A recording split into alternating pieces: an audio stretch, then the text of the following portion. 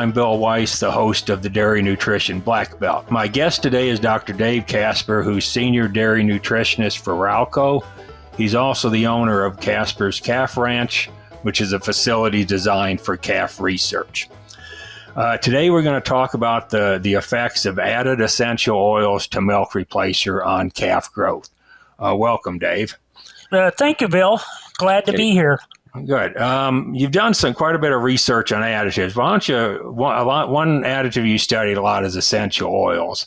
And I guess to start off, what exactly is an essential oil, and what's either the mode of action or presumed mode of action?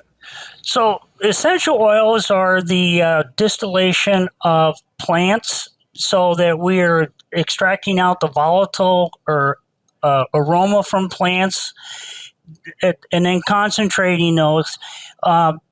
Actually, a lot of these aromas get used in foods as flavors, even used as fragrances, etc., around the house.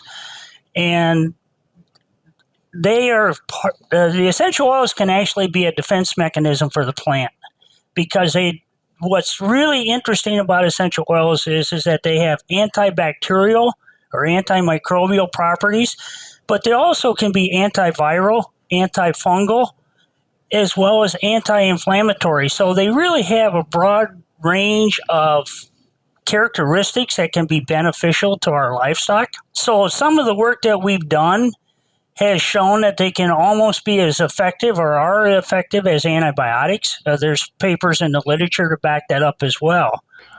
You did a study a while ago where you looked at dose responses to an essential oil additive added to milk replacer. Could you describe a little bit on that experiment? Maybe start with the objective and then the treatments. Yeah, so this study was done by Kelly Froelich, who was a master's student of mine when I was at South Dakota State. The study was set up to evaluate the feeding rate of the essential oil combination of, it was a combination product of an essential oil and a oligosaccharide. And they have been feeding some of that in the field, but they really didn't have any scientific research. And so we were really looking at what is the optimum dose. And somewhat from a historical perspective, early in my career, I had done some work with some of these botanical extracts, and I really didn't see much.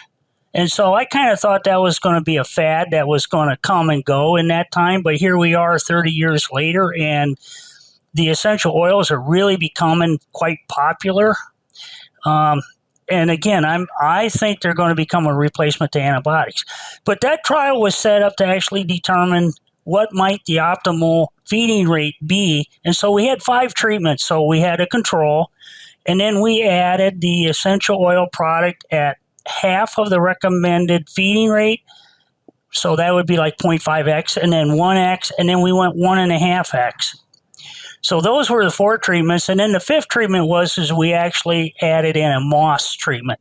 Moss has been around for a long time, as you know, Bill, and can have a lot of beneficial aspects to a calf as well. So we had 100 calves on that trial, 20 calves per treatment, and they come off of a local dairy farm. So we got them into a very tight time frame. So we had, it was basically about the study itself was 8 weeks, but we got it done in like 10 weeks. Okay. And these were Holstein calves, just to clarify? Yes, they were Holstein bull calves. So, and the treatment started right at, I'm assuming they all got colostrum, and then the treatment started a day or 2 of age? Right. They would be like 2 to 3 days of age coming off the farm. And again, we would check the TSP levels on the farm, and if they did not meet our criteria, then that calf was not brought in for the research project. And they lasted, how long did you feed the products, or did the experiment last? Well, the experiment lasted for 8 weeks, but we only fed the products for 6 weeks. Okay. I like a very aggressive weaning type program, so 42-day study for the actual milk feeding period, and then 2 weeks of follow-up to see if there's any carryover effects, etc. And the starter and all were uniform across, they were offered starter, and it was uniform across all treatments. That is correct. And just for the audience, it was a 22% as-fed crude protein calf starter. Okay. And on the milk replacer, just protein and fat in the replacer? That was a 2420. That's going to be close enough, but pretty standard. Was nothing special, just a standard milk replacer then. That is correct. Okay. And your primary measurements were growth? Were growth rate, feed intake, feed conversion, and we did pull some blood samples to take a look at immune function. Okay. And let's start with the growth data. What did you find?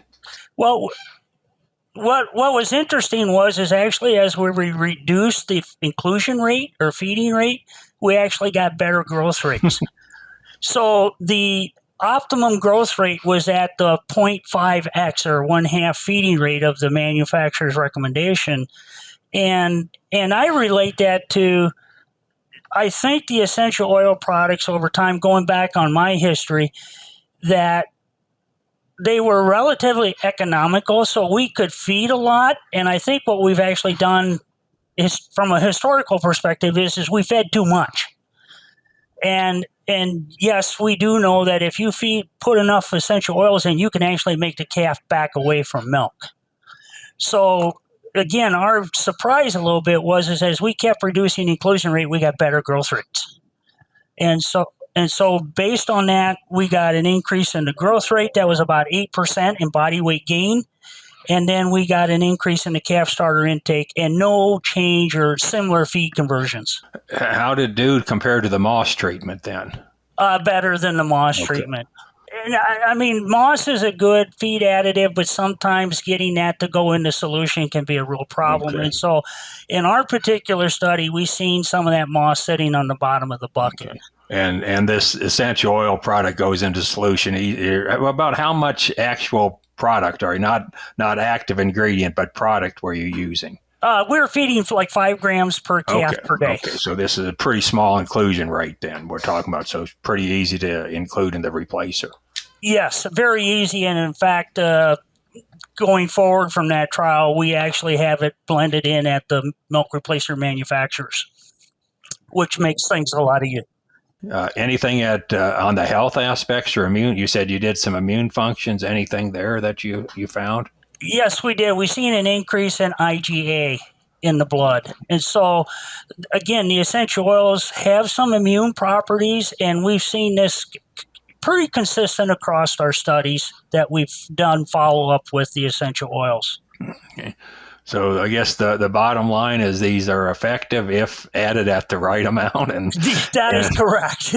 And like a lot of things, twice as much isn't necessarily twice as good. That is very true. And so that's where I kind of related back to the early days when we were discovering how much, say, antibiotics we could feed. The reason we never fed much or high levels of antibiotics was it was just too expensive. Yeah.